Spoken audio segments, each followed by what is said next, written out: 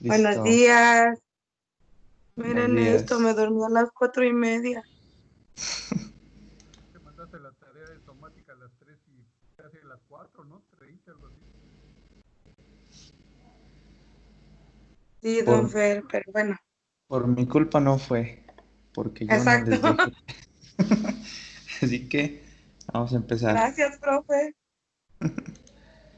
Ahorita les doy aviso sobre eso, ¿sale? Cómo vamos a trabajar estas semanas que vienen. Pero vamos a comenzar con la clase. Mm, ok. La clase de hoy. Bueno, antes que nada, ¿qué tal? Si dijeron bien la clase pasada de electroterapia. No les pasé las diapos, se me olvidó, pero ahorita mismo terminando esta clase les paso estas y las de electro.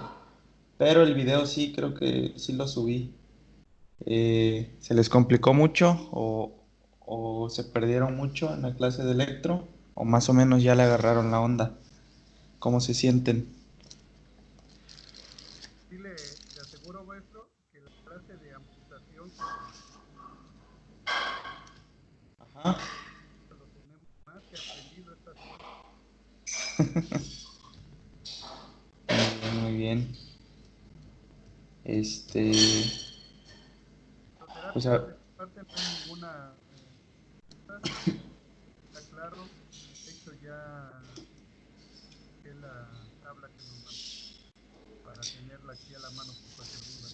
perfecto, pues igual si es que se van a hacer esas clases prácticas como se habían comentado ahí con la directora antes de regresar o si se da tiempo pues para que se hagan, pues estaría perfecto para que probemos todas esas dosificaciones o al menos algunas de ellas, ¿sale? Pero vamos a ver, esperemos si ya se controle esto para septiembre o para finales de agosto para que sí se den esas clases y puedan ustedes también sentir y experimentar cómo es el usar corrientes en ustedes mismos, porque muchas veces no es igual que nosotros pensemos o hagamos creer al paciente, ah, sí, se siente bonito, no pasa nada, pero no hay cómo sentirlo nosotros mismos para saber lo que el paciente está sintiendo realmente.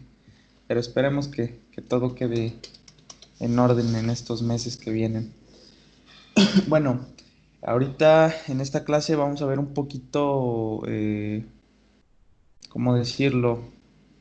Pues son varios temas en una sola clase los que vamos a tocar porque, como pueden darse cuenta, ya nada más nos quedan eh, 4 semanas de trabajo o 4 sábados de trabajo, contando este. Sería este y los 3 próximos hasta el 25 de julio que vamos a tener una clase. Entonces,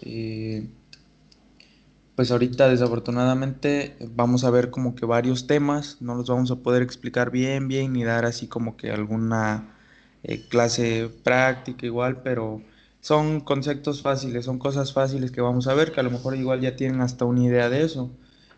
Vamos a ver ahorita sobre la mecánica, sobre los tipos de movimiento, vamos a ver el equilibrio, el centro de gravedad, vamos a ver también eh, lo de la curva de deformación de los tejidos elásticos.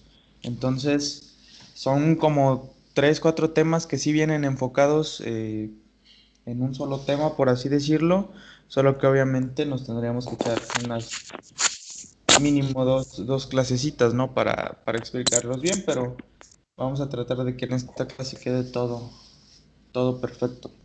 Vamos a comenzar entonces. El primer tema de los que vamos a ver hoy es la mecánica en la física, ¿ok? La mecánica en la física, esperen un tantito.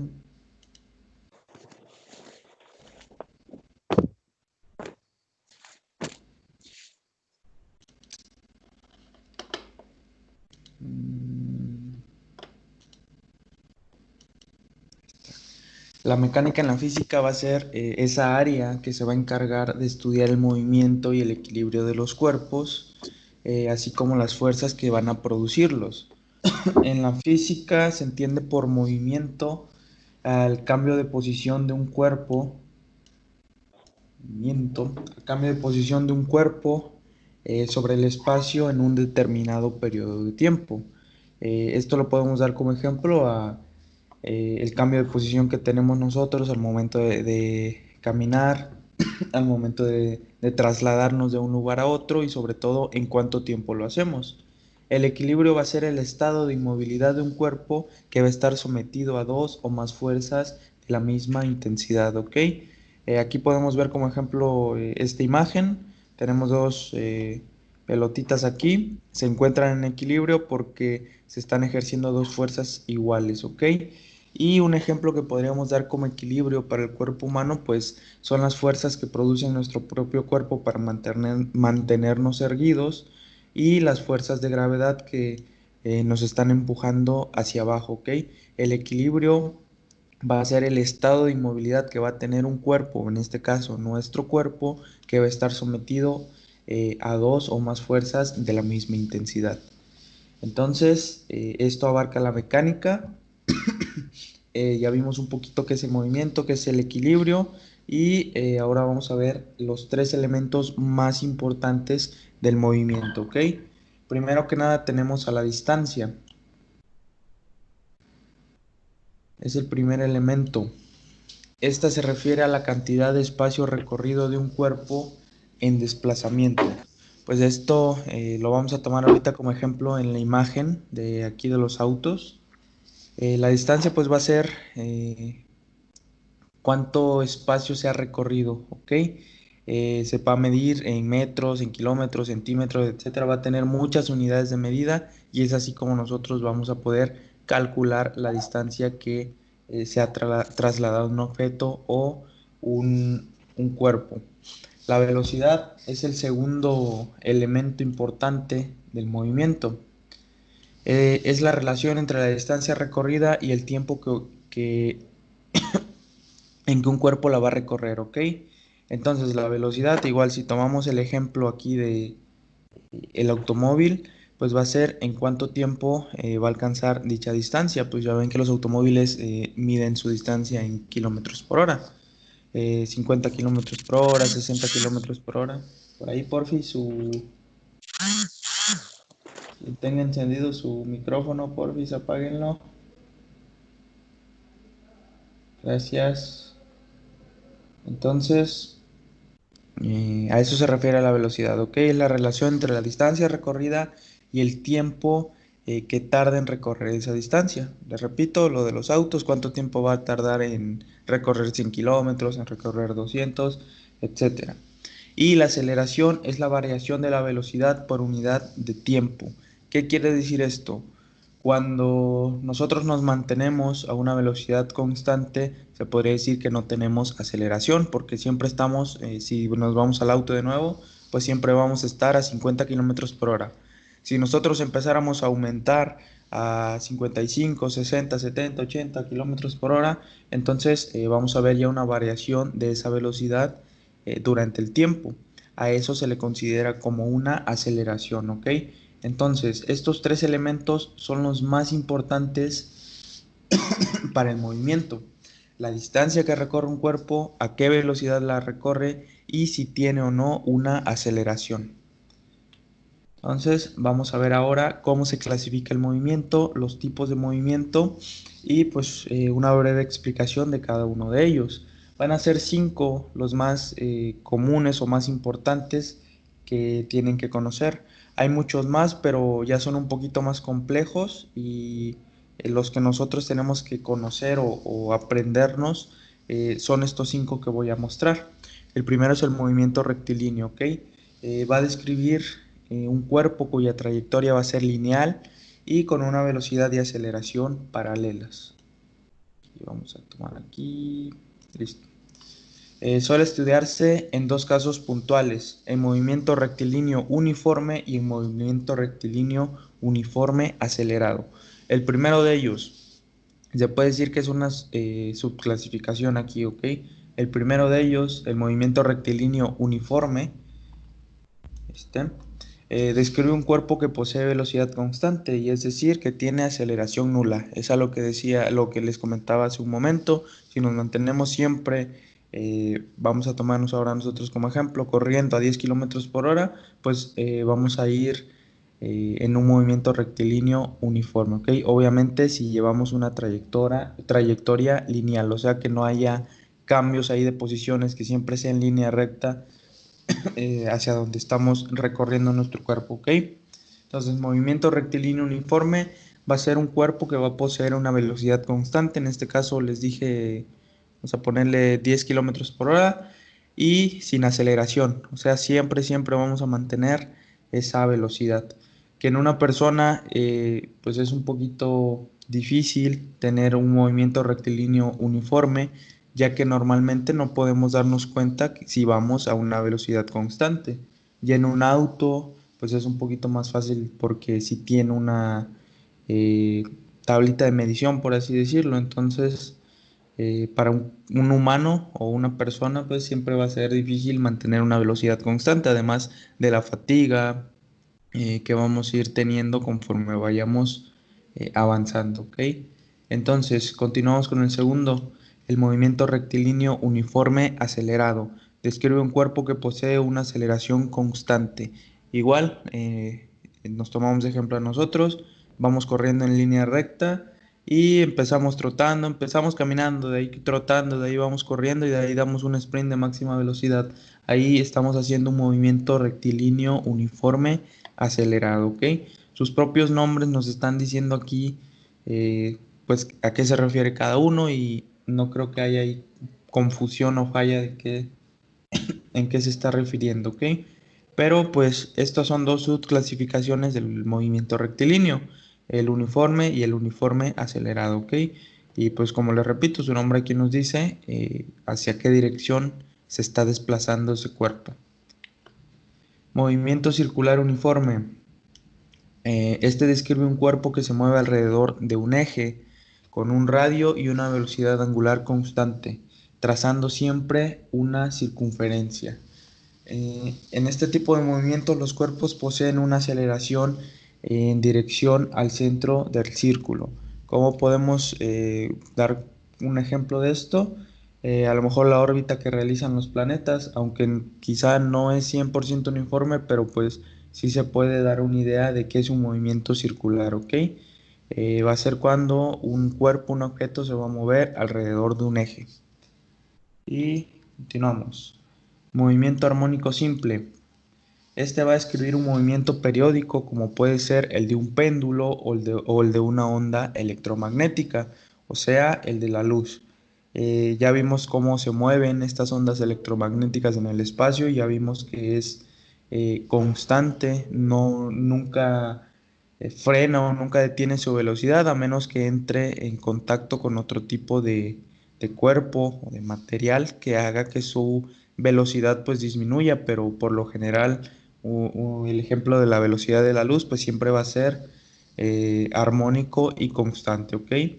El movimiento puede no ser armónico a veces, esto quiere decir que no se repite en el tiempo, pero aún así describe trayectorias ondulatorias y en este caso se le denomina movimiento ondulatorio. Aquí como ejemplo podríamos dar el que ya vimos también, de las gotas de agua o las ondas que se producen en el agua. Muchas veces no es armónico porque conforme pasa el tiempo pues van disminuyendo o se van estas extendiendo, mejor dicho, y perdiendo fuerza.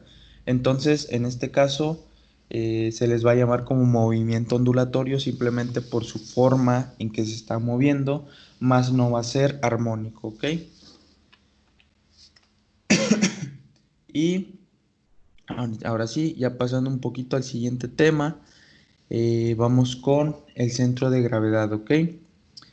Este se va a definir como el punto en donde se va a concentrar todo el peso de nuestro cuerpo. Esto ya se los había dicho, creo que en la primera clase que tuvimos sobre la valoración de postura, o no recuerdo en qué clase fue, pero ya les había dicho dónde se encontraba nuestro centro de gravedad. En una postura alineada de forma ideal, o sea que no tenga ningún tipo de afectación, algún tipo de deformidad o algún tipo de lesión, pues el centro de gravedad en un adulto se va a situar ligeramente anterior al primer o segundo segmento sacro, ¿ok? Aquí podemos ver la imagen de nuevo que ya se las había pasado.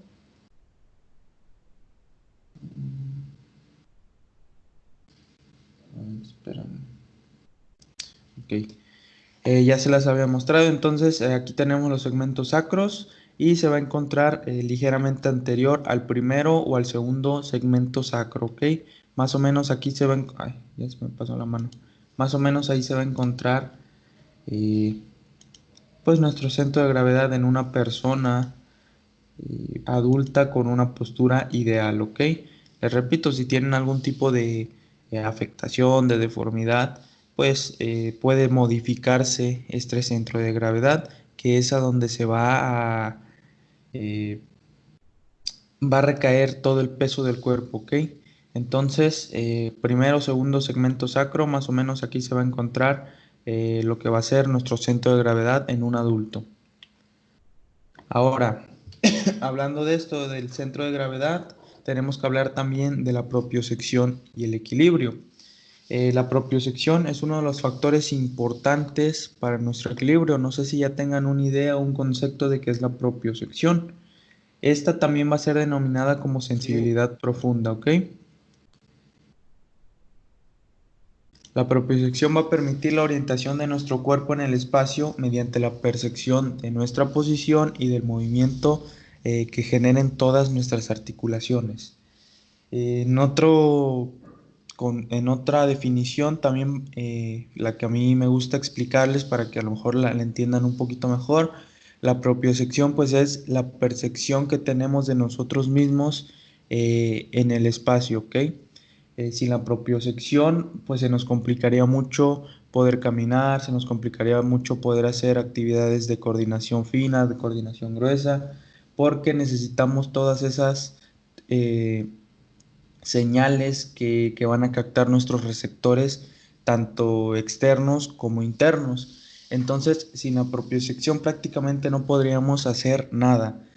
Y es algo que me gusta mucho comentarles también, el hecho de que en lesiones ligamentarias, lesiones tendinosas, inclusive lesiones ya musculoarticulares, es muy importante que con sus pacientes trabajen la propiocepción, porque si ustedes dejan la propiocepción para el final o la dejan o simplemente no la toman en cuenta para un plan de tratamiento, están generando que quizá el paciente tenga tendencia a volver a lesionarse.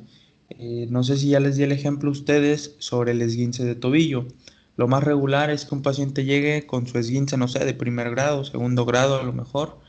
Ustedes lo trabajen, no sé, 2, 3, 4, 5 semanas y se dan cuenta que el paciente a lo mejor a la tercera semana, cuarta semana, ya dejó de sentir dolor, ya le quitaron la inflamación, ya le quitaron el edema si es que se produjo, ya trabajaron fortalecimiento, ya trabajaron por ahí, o sea, todo lo requerido en su plan de tratamiento para un esguince de tobillo.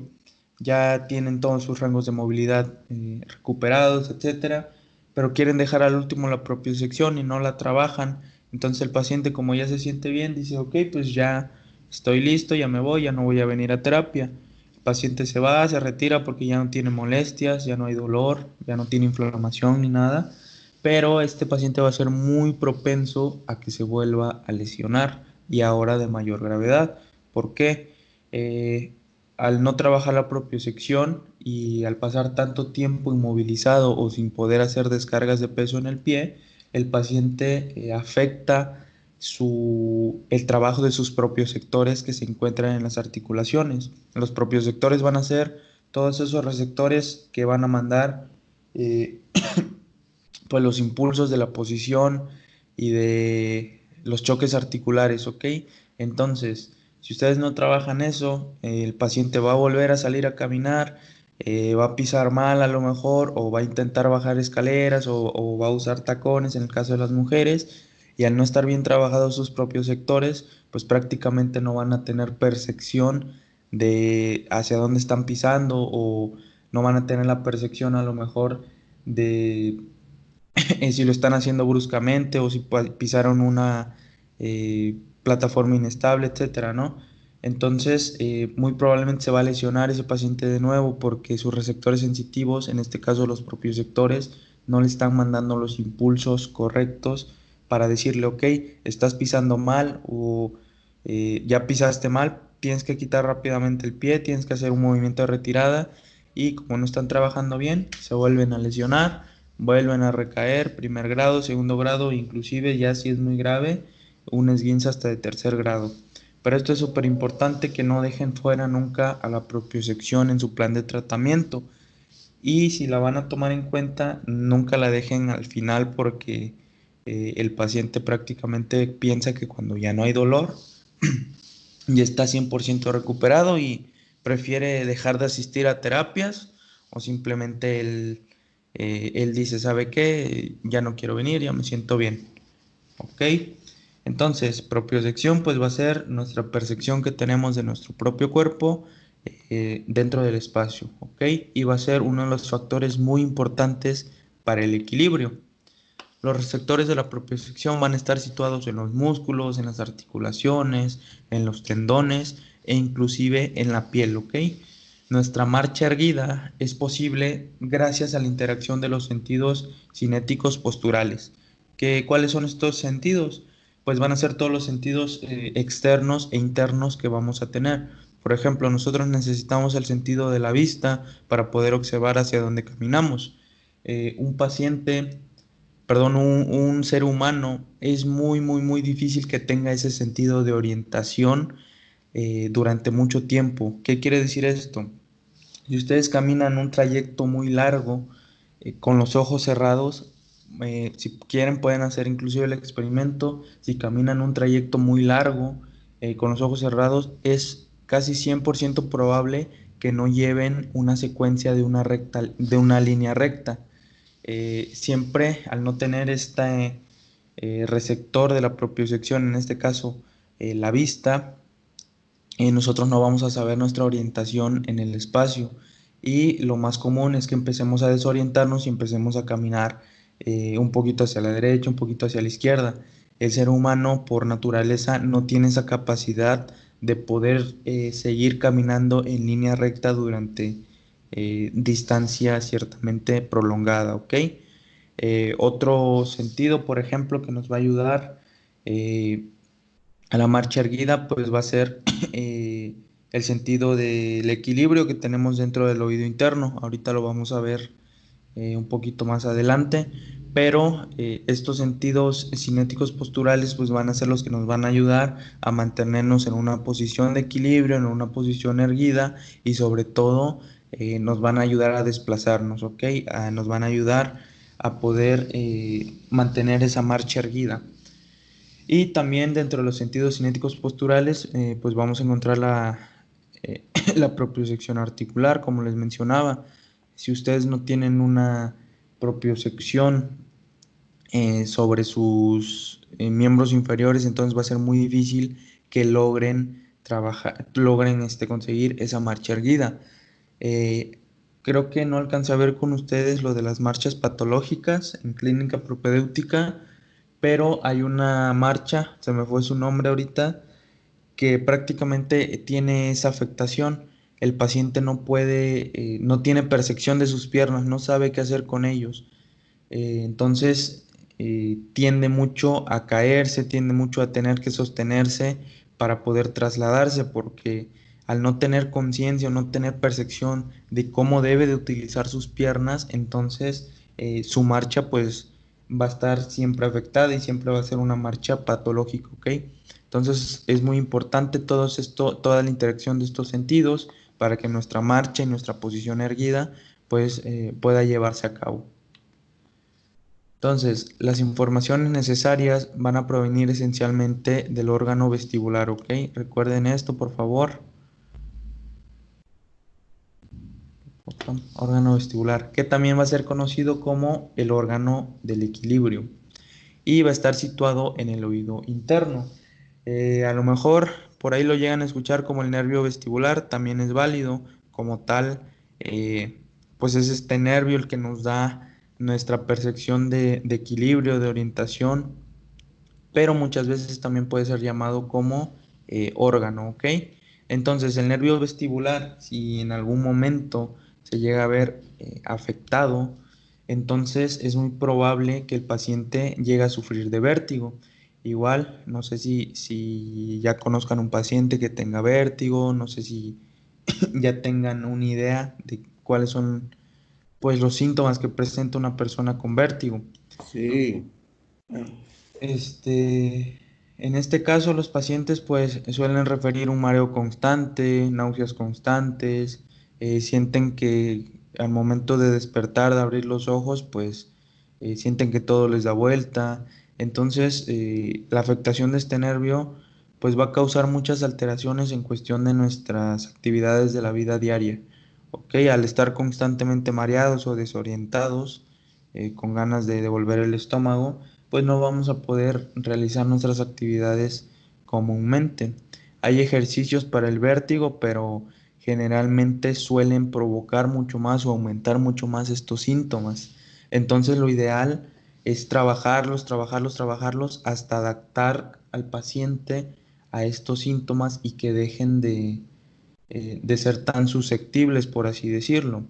Me tocó el caso de no es paciente como tal, es un familiar, pero yo le ayudaba a hacer los ejercicios de vértigo, que nos poníamos a realizar esos ejercicios y prácticamente ejercicio que hacíamos era vuelta del estómago que hacía, sacaba todo porque pues sí se le complicaban mucho, pero conforme fueron avanzando los días, las semanas, como que trató o intentó de adaptarse un poquito más a estos ejercicios, o mejor dicho, se adaptó porque ya de ahí se le complicaba mucho menos y evitaba todo esto de las náuseas, del vómito, porque ya manejaba un poquito mejor la sintomatología. Como tal no desaparecía, pero ya era como más resistente, por así decirlo, para tolerar todos esos síntomas. Entonces esa es la única manera de que podríamos trabajar nosotros como fisioterapeutas al vértigo, ¿ok? Obviamente los médicos pues llevan otro tipo de tratamiento, hay especialistas también para tratar esto, pero nosotros como fisios pues hay ejercicios que vamos a hacer para trabajar ahí con el nervio vestibulococlear, ¿ok? Entonces, continuamos. Bueno, estas informaciones van a ser ¿No completas. escucha ¿Mandé? al profe? ¿Ustedes sí lo escuchan? ¿A quién? ¿A mí? Sí, lo escuchamos fuerte y claro desde aquí. Cambio, fuera, cambio y cambio. En la materia anterior sí alcanzamos a ver, Se escucha muy bajito, don Fer, no me entendemos. en la materia anterior sí alcanzamos a ver 10 tipos de marchas patológicas. No la vimos Ujú. todas, y nada más una actividad. Y en la centro de gravedad fue en la valoración de la marcha. Ok, perfecto. Este, es que me confundo porque con los de clínica propedéutica creo que les di dos clases para lo de la marcha patológica. Entonces ahí fue cuando hicieron la transición de que cambiaron de clínica a biofísica. Pero bueno, si les interesa, acuérdense que los videos están ahí en el canal de YouTube. Y de hecho, ya ahora sí, ya tengo el video, nada más falta editarlo sobre el uso de aditamentos. Y igual, si gustan, lo pueden checar ahí en el canal para que tengan una idea clara de cómo van a utilizar bastón, muletas y andadera, ¿sale? Pero eso yo creo que la otra semana. Ya nada más es cosa de editarlo porque ya tengo las imágenes y el video. Entonces, continuamos. Estas informaciones van a estar complementadas por el sistema visual y el sistema propioceptivo, ¿ok? Entonces, muy importante, recuerden el órgano vestibular o el nervio vestibulococlear, que va a ser considerado como el órgano del equilibrio, ¿ok? Entonces, vamos con el último tema, que va a ser la estática y la elasticidad. Chum. Aquí vamos a hablar sobre la elasticidad que van a tener algunos componentes de nuestro cuerpo y cómo vamos a representarla nosotros en cuestión de en qué punto es elástica, en qué punto ya no regresa a su tamaño normal y en qué punto ya se considera como una ruptura, ¿ok? Pero vamos a empezar con esto, con la estática, y ahorita continuamos. La estática, no nos estamos refiriendo ya a lo de la estática en la cuestión de la electricidad, sino ya en la mecánica, dentro de la mecánica. Va a ser la parte de la mecánica que se va a encargar de estudiar las condiciones que deben cumplirse para que un cuerpo sobre el que actúan algunas fuerzas permanezca en equilibrio, ¿ok? En este caso les puse el ejemplo aquí de la cuerdita. Cuando actúan dos fuerzas diferentes o ambos sentidos, en este caso de la cuerda, si la fuerza es igual, pues la cuerda se va a mantener en completa estática, se va a mantener en completo equilibrio, no se va a ir ni hacia un lado ni hacia un otro, sino que al ser las fuerzas constantes, pues se va a encontrar en una condición de equilibrio, ¿ok?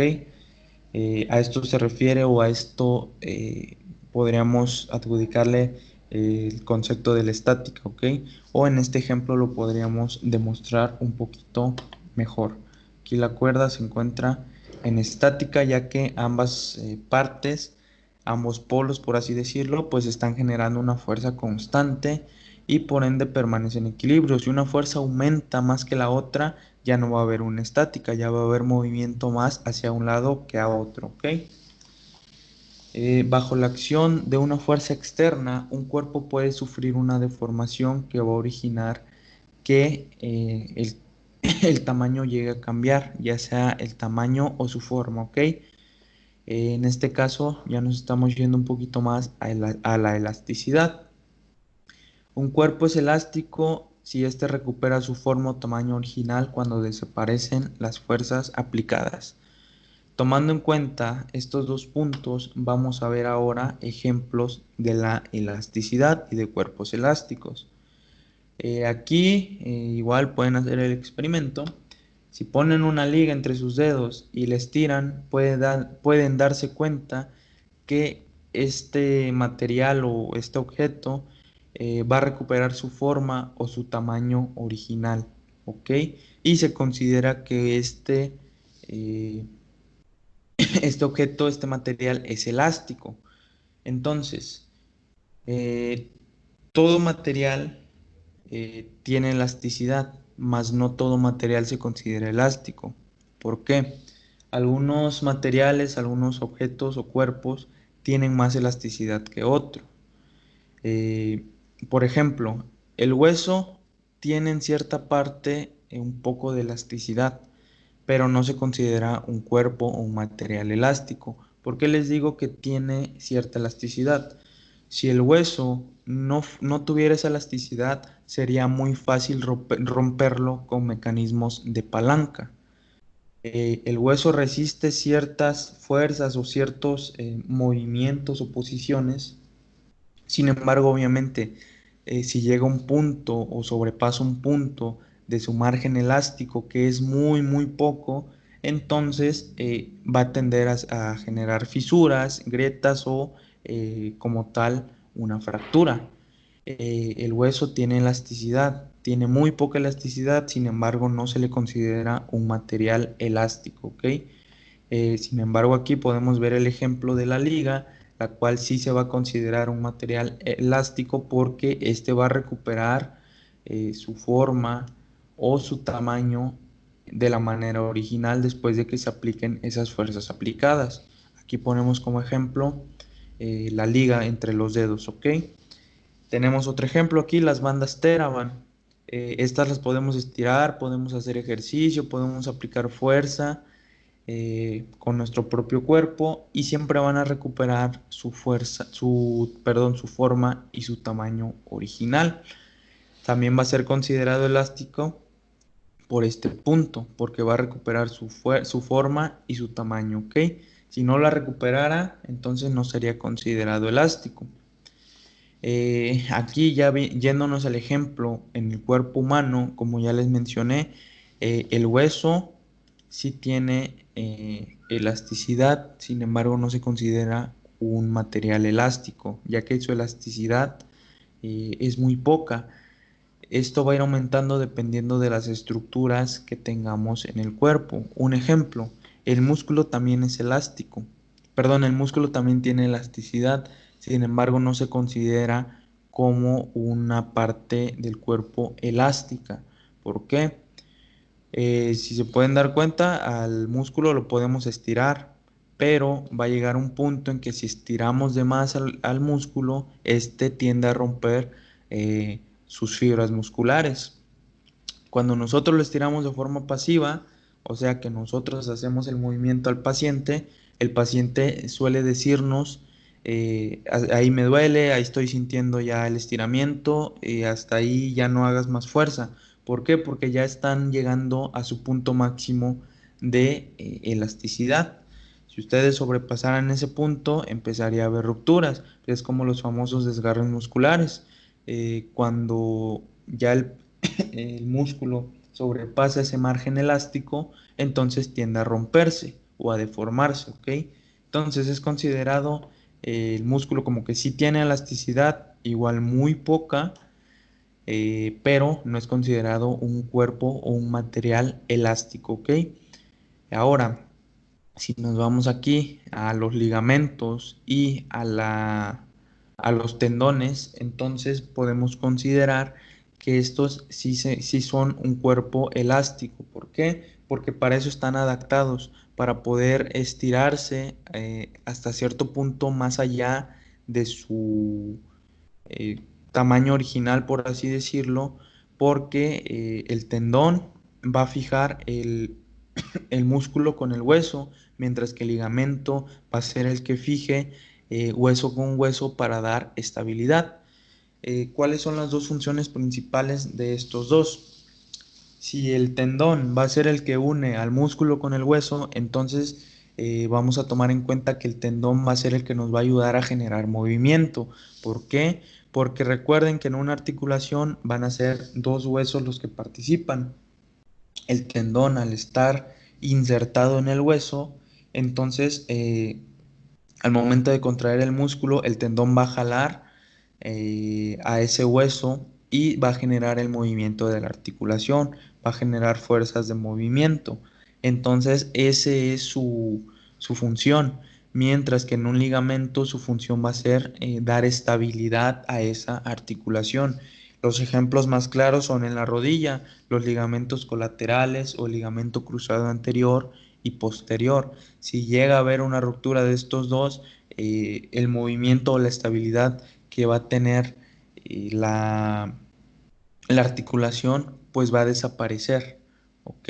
Se puede ver en las pruebas de cajón anterior y cajón posterior cuando los ligamentos cruzados se encuentran rotos. Al no estar dando esa estabilidad a la articulación, pues se va a desplazar anterior y posteriormente de manera muy fácil.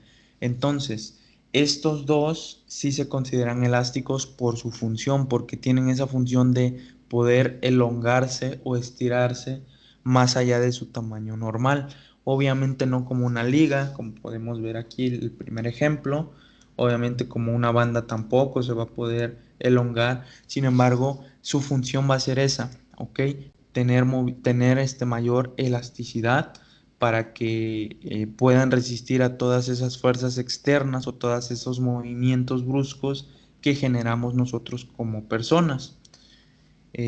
Ahorita vamos a ver el ejemplo de la curva de deformación para que entiendan un poquito esto de hasta que cierto punto una estructura puede llegar a tolerar estas fuerzas externas, ¿ok?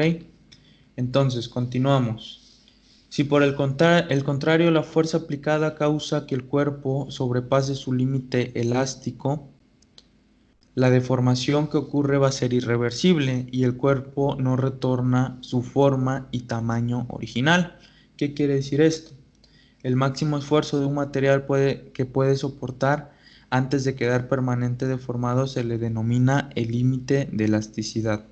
¿Ok? Vamos a ver ahora esto en esta tablita.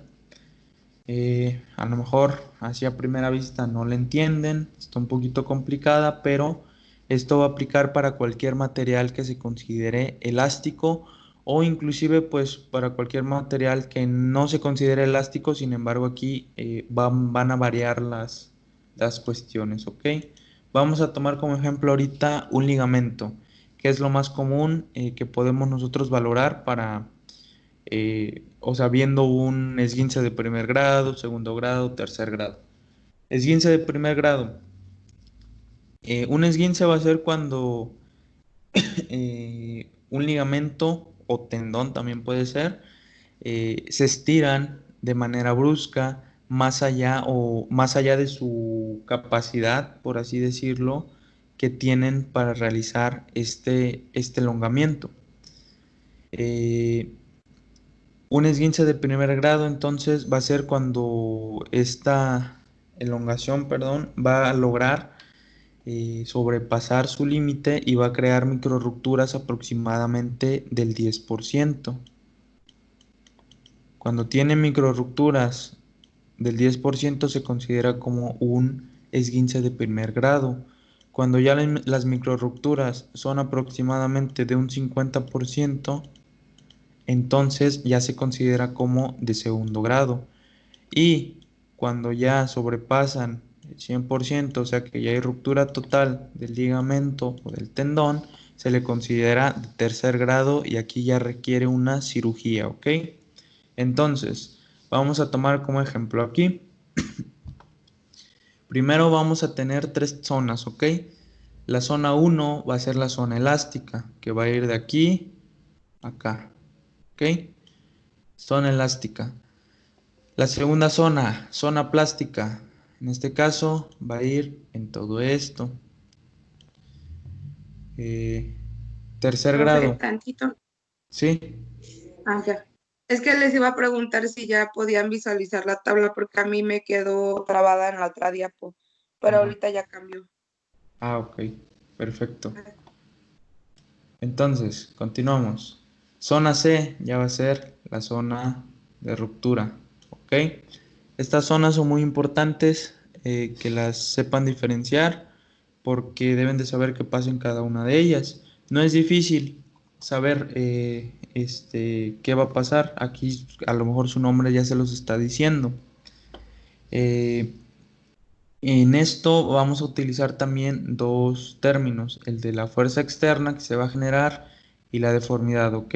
Vamos a ver en esta tablita que entre más fuerza apliquemos, la deformidad va a ir aumentando, ¿ok? Entonces, vamos a tomar como ejemplo el esguince de primer grado y vamos a ver lo siguiente. Aplicamos una fuerza, a lo mejor de un movimiento fisiológico, un movimiento natural en un ligamento o en un tendón y vemos que hasta cierto punto en esta fuerza nosotros nos encontramos dentro de la zona elástica, ¿ok?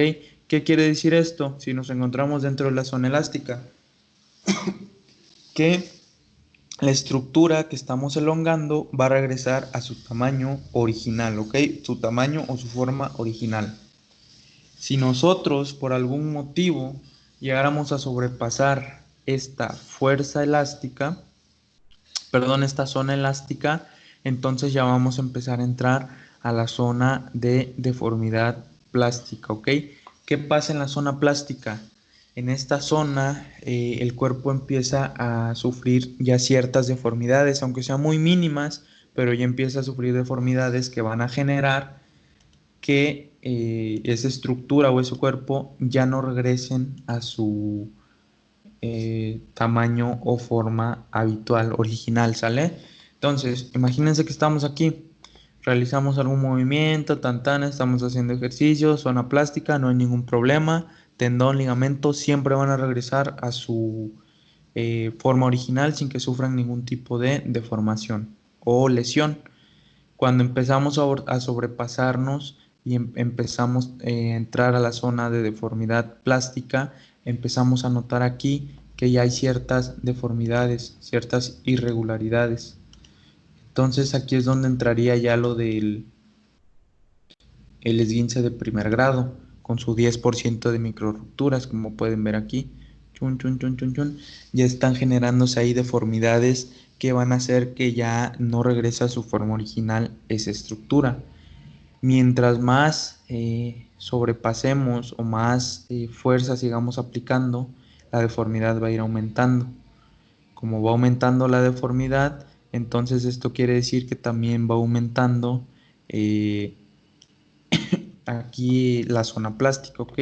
Entonces, si llegamos ya a este punto, podemos considerar que ya llegamos hasta un 50% de microrupturas, o sea, ya estamos en un esguince grado 2. Si ya estamos en un grado 2, imagínense, ya la gravedad aumentó, obviamente ya la forma y el tamaño ya no van a ser originales, ya no van a ser normales cuando regresemos o cuando dejemos de aplicar esta fuerza externa. Entonces, si ya llegamos hasta este punto de la zona plástica, ya estamos en un 50% de microrupturas, dando el ejemplo del esguince. Si nosotros siguiéramos aplicando la fuerza externa o el movimiento externo que nos está generando ese daño, entonces vamos a ir avanzando, avanzando, avanzando, avanzando hasta llegar a este punto, ¿ok? Punto de no retorno, una zona C, que es una zona de ruptura. ¿Qué quiere decir esto?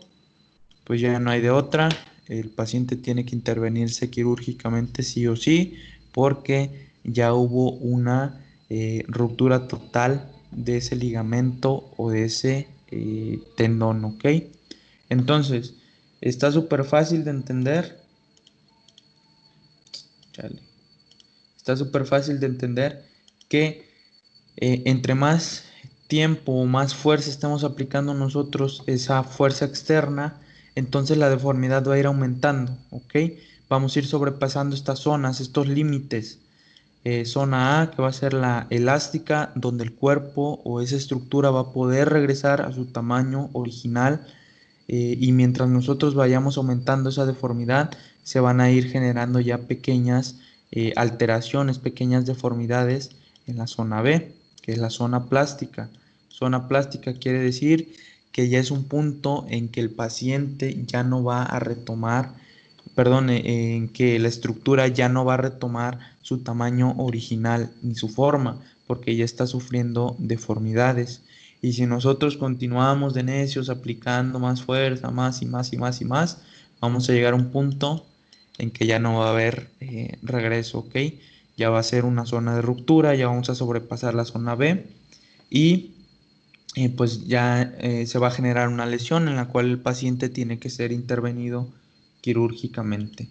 Ahora, les di como ejemplo el tendón y el ligamento, que se consideran eh, pues estructuras elásticas. Entonces, les decía que para las estructuras que no son elásticas, estas zonas van a ser las mismas.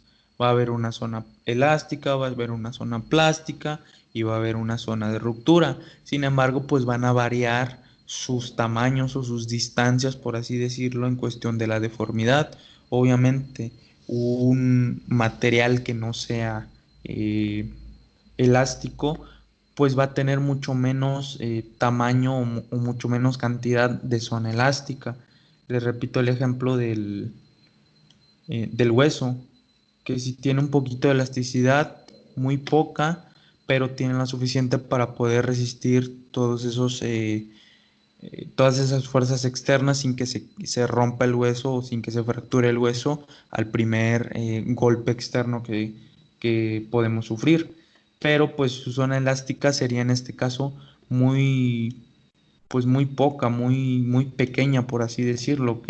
Quiere decir que rápidamente vamos a alcanzar su límite y vamos a empezar a pasar a la zona plástica, donde se van a dar las microrupturas, o en este caso las fisuras del hueso, y también muy rápidamente, como no lo va a tolerar, no lo va a soportar, pues vamos a llegar a la zona C, o zona de ruptura, o en este caso de fractura. Va a ser mucho menos en este caso, las estructuras que no tengan elasticidad o no sean elásticas, ¿ok? Pero ya hablando a lo mejor de una liga, hablando ya de una banda Teraban, entonces, pues estas zonas van a ser mucho más amplias y van a tardar mucho más en llegar a su límite y en pasar de una zona a otra. Entonces es importante que ustedes tengan la consideración en muchas estructuras y saber diferenciar si estas son elásticas o no lo son. Y en dado de que si lo sean, pues van a saber que estas van a tener una zona elástica, van a tener una zona plástica y van a tener una zona de ruptura, ¿ok? Entonces, espero que haya quedado un poquito claro esta tablita y espero que también haya quedado claro el concepto sobre qué estructuras van a ser elásticas y cuáles no. De hecho, hay una tablita que presenté con otro grupo, se me olvidó ponerla aquí, pero ahí decía que en qué estructuras de nuestro cuerpo son las más elásticas o qué estructuras tienen mayor elasticidad y cuáles tienen menor elasticidad. El hueso y el músculo se encuentran como que en las de menor elasticidad, que sí se consideran que tienen un poco de elasticidad, pero muy mínima porque pues si se les aplica mucha fuerza o una fuerza constante, tienden mucho a pasar o sobrepasar rápidamente entre zonas y llegar a la zona de ruptura, mientras que tendones y ligamentos pues van a resistir un poquito más. Sí se van a dañar, sí se van a lastimar, sí se van a lesionar, pero pues es mucho más difícil que lleguen a una zona de ruptura, ¿ok? Entonces, chicos, pues hasta aquí la clase del día de hoy. Como les comentaba, son varias cosas que se vieron ahorita. A lo mejor no tienen como que relación todas con todas, pero pues aquí en su plan de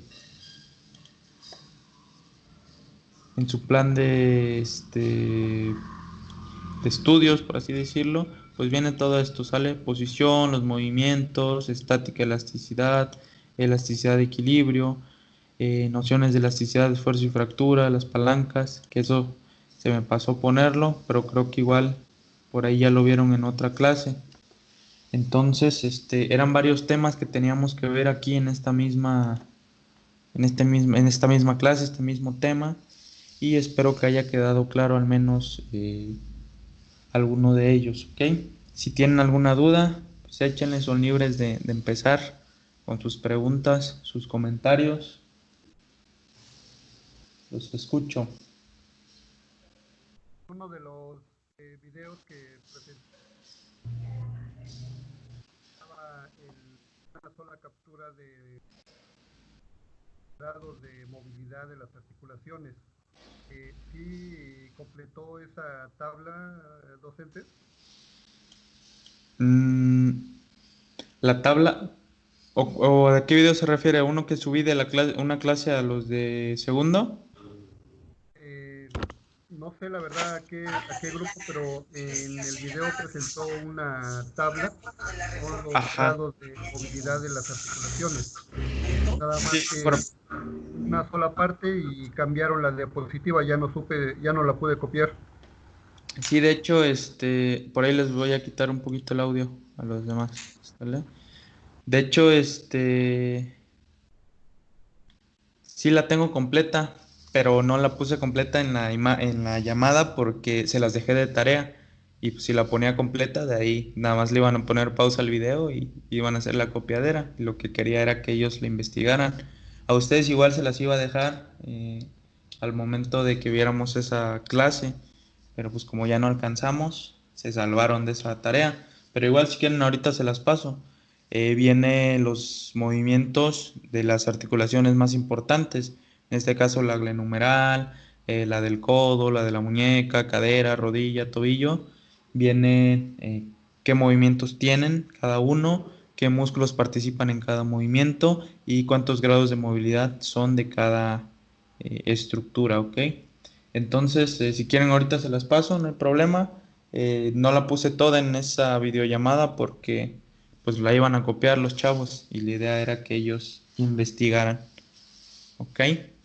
Pues entonces estoy atento para bajarla. Muchas gracias. Perfecto. ¿Alguien más tiene alguna duda por aquí? De mi parte, Porfis, No, profe, profe, yo pues no. de enciéndanme los temas su... que nos fue comentando ahorita, ya los habíamos visto en otras materias Y bueno, usted nos los explicó diferente, pero de repente ya como que lo estamos, bueno, al menos yo lo estoy escuchando y digo, tiene relación con lo que vimos en tal materia. Y pues sí lo entendí un poquito mejor. Muy bien. Por ahí enciendan su cámara los que faltan, porfa. Anita. Ya despertaron, ya se Ya, arreglaron, ya todo. ya, Se volvió a dormir. ya, Todavía está en la cama, Anita, no manches, yo estuviera haciendo así, era. Lupita y Tona, porfa, su cámara, nada más para que salgan en la videollamada. Porque Déjeme peino, pro.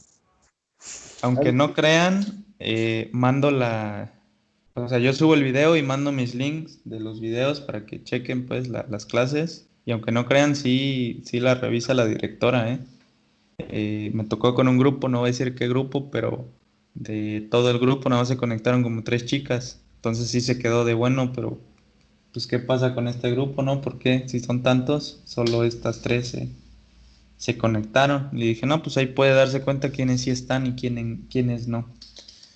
Pero bueno, entonces los demás tienen alguna duda. Tona, Chava, No, Ana, ninguna.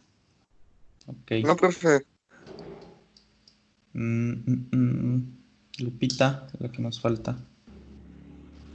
López. ¿Ah?